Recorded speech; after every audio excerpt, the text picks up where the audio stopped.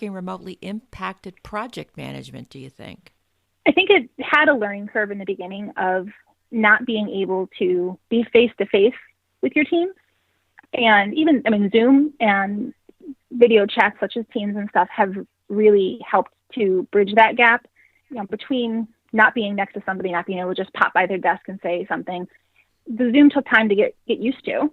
People had to get comfortable in front of the cameras. And I think that communication faltered a little in the beginning to where we weren't as efficient as we could have been. But I think that also has improved, obviously, over the past 8 months, 10 months, whatever, wherever we are at this point. And the implementation of using chat systems, and some offices were using the internal chats before, some weren't. So using that has kind of taken place of the let's pop by somebody's desk and ask them a question. Well, let's just send them a Teams message. We'll send them a Google chat, a Slack chat. And so the coordination piece of remote working for project management has caught up. But I think some of the pieces that we're still lacking is more of that. In construction, you have to be on site. So some projects have just stopped for a little while, whereas other projects, they're just taking the precautions necessary to be in person. I'd say in other project management that is not required to be physically present, I guess what we've kind of lost is some of the big room discussions.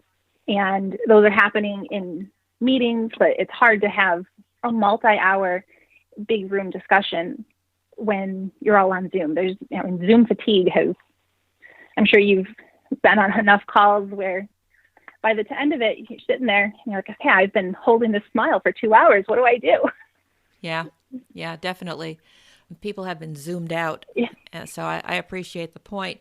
Now, if you're a manager, what do you think would help with that Zoom fatigue? Shorter meetings? What do you think? Yeah, I think part of it is going to be a combination of just that shorter and more efficient meeting. And I think the pandemic has forced us into that a little bit.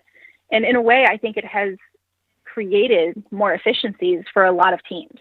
Just as much, you didn't want to sit in a conference room for an hour before, but the Zoom meeting is sometimes more difficult than sitting in the conference room.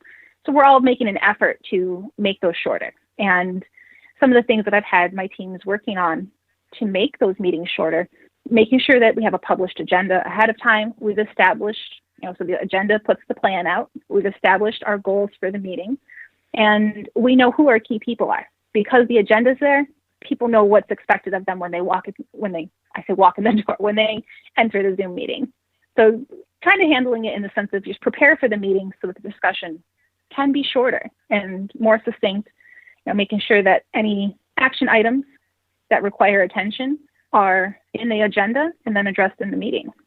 So, and I think that also helps us eliminate meetings that are unnecessary when you publish an agenda ahead of time. Because if you can answer all those questions in an email, I think the big complaint that so many employees and offices always have is, well, that meeting could have been an email.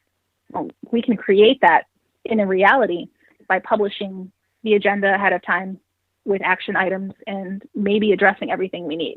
So when you get into that meeting, you're just going to have that quick, here's our critical item or major risk. Let's discuss how we're going to solve it.